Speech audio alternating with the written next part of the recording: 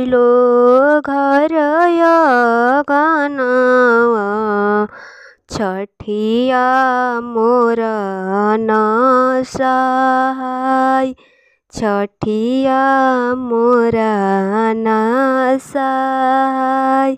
सासु बोलेली बिरही बोलिया ननदो ओठ चमकाई ननदो ओठ चमकाई। घर में से निकलेली जेठनिया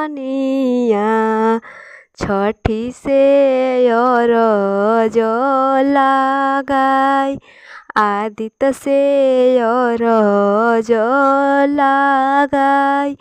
उनहु के दिह 5 पुतवा एगो धियावा जरूर एगो धियावा जरूर।